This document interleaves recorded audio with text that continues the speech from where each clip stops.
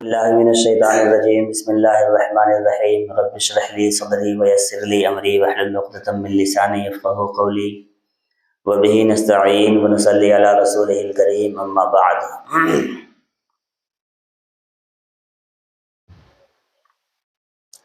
خیرکم من تعلم القرآن وعلمہ او کما قال علیہ الصلاۃ والسلام۔ عزیزان گرامی، میں تو آپ کے سامنے اکثر بات کرتا ہی رہتا ہوں۔ آپ کے لیے میری شکل، میرا چہرہ کوئی نیا نہیں ہے، اور انشاءاللہ آئندہ بھی بات کرتا رہوں گا۔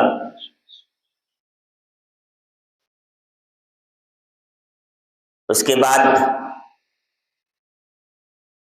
عرض یہ کرنی ہے کہ چونکہ حضرت کا حکم ہوا ہے، اس لیے میں 2-4-5 منٹ آپ کا لوں گا، اور پھر جس مقصد سے ہم لوگ یہاں ابھی جمع ہوئے ہیں، ہم ان کے ناصحانہ کلمات کو سنیں گے کہ حضرت مولانا شمشاد صاحب قاسمی دامت برکاتہم میرے زمانہ طالب علمی سے ہی میرے سرپرست ہیں۔ جب میں دارالعلوم دیوبند میں گیا تھا تو ان کے ہی زیر نگرانی تھا، اور اسی وقت سے ان کی توجہ میرے طرف رہی ہے۔ ابھی فی الحال یہ آپ لوگوں کی محبت میں یہاں تشریف لائے ہیں۔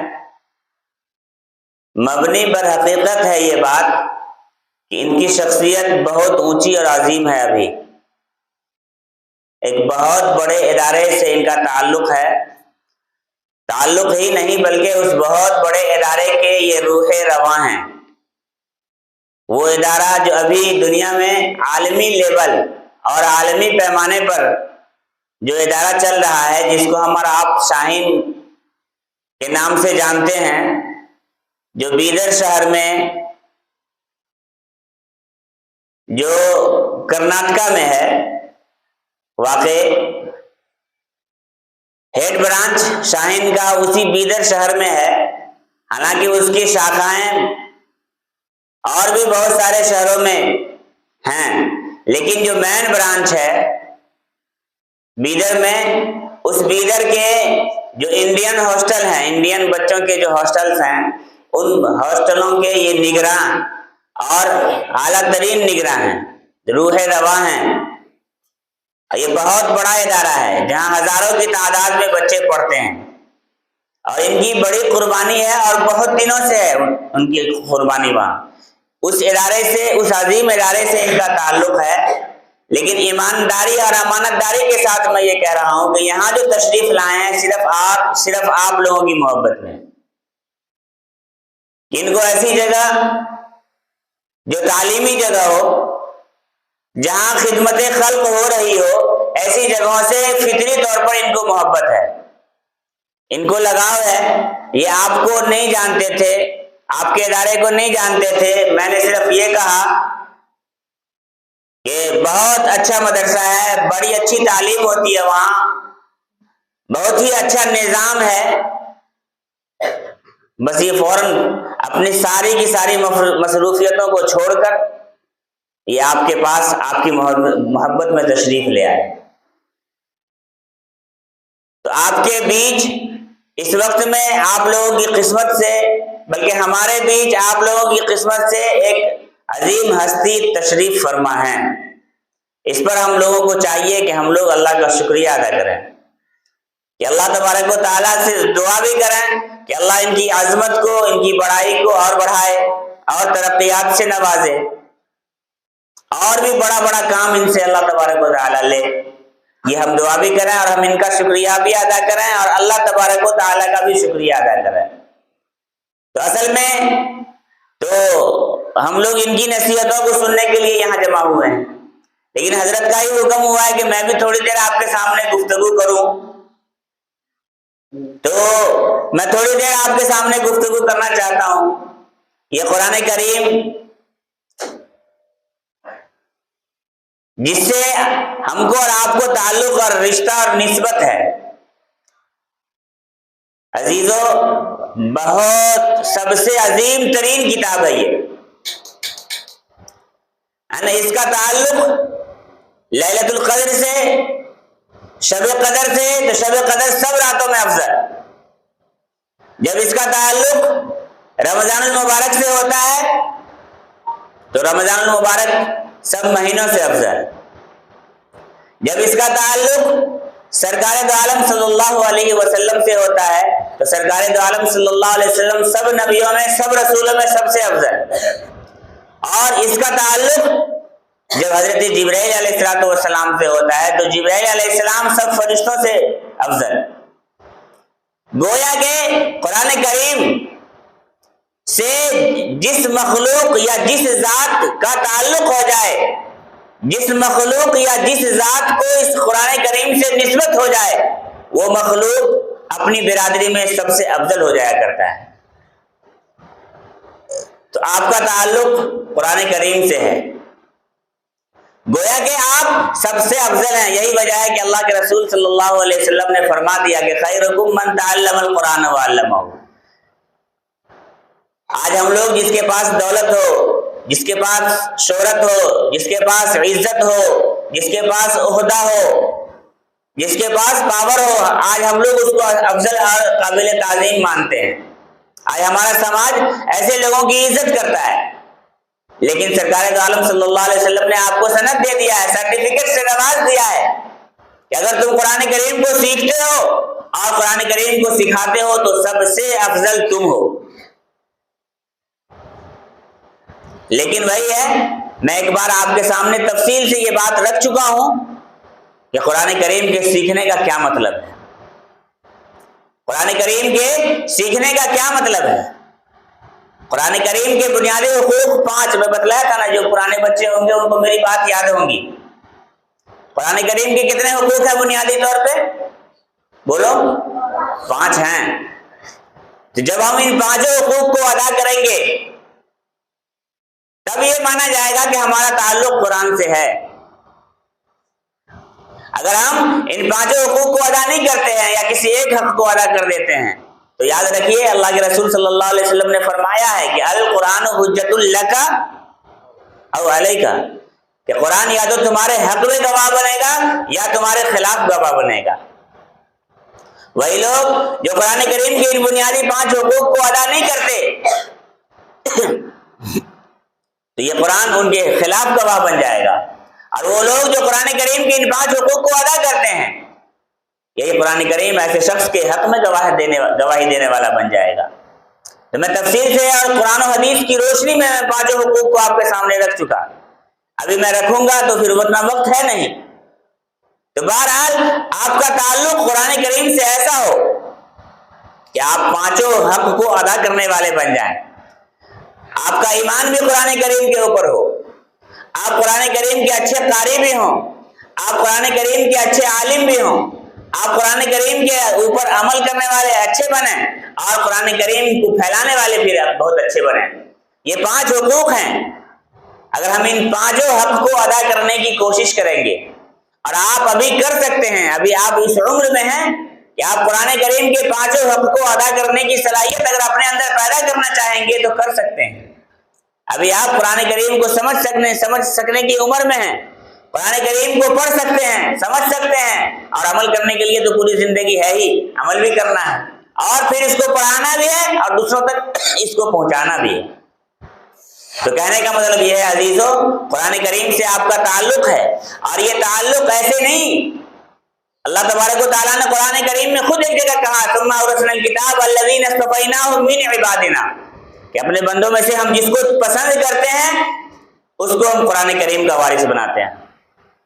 آپ قرآن کریم کی وراثت کو حاصل کر رہے ہیں، اس کا مطلب یہ ہے کہ اللہ نے آپ کو منتخب کیا ہے، اللہ نے آپ کو پسند کیا ہے، اللہ نے آپ کو سماج میں معاشرے میں کھیلنے کودنے والے بچوں میں آپ کو چن لیا اور آپ کو یہاں بلایا مدرسے میں اور آپ کو قرآن کریم کی تعلیم سے لگا دیا. آپ کتنے خوش قسمت ہیں کہ دنیا والے جب اٹھتے ہیں تو کسی کے ہاتھ میں دکان کی چابی ہوتی ہے, کسی کے ہاتھ میں کدال ہوتا ہے, کسی کے ہاتھ میں گاڑی کی چابی ہوتی ہے, کوئی کچھ کرتا ہے کوئی کچھ کرتا ہے, لیکن جب آپ اٹھتے ہیں تو آپ کے ہاتھ میں قرآن کریم ہوتا ہے. یہ کتنی بڑی خوش قسمتی ہے. یہ قرآن کریم جو اللہ تبارک و تعالیٰ کا کلام ہے, اللہ تبارک و تعالیٰ کے منہ سے نکلی ہوئی بات ہے.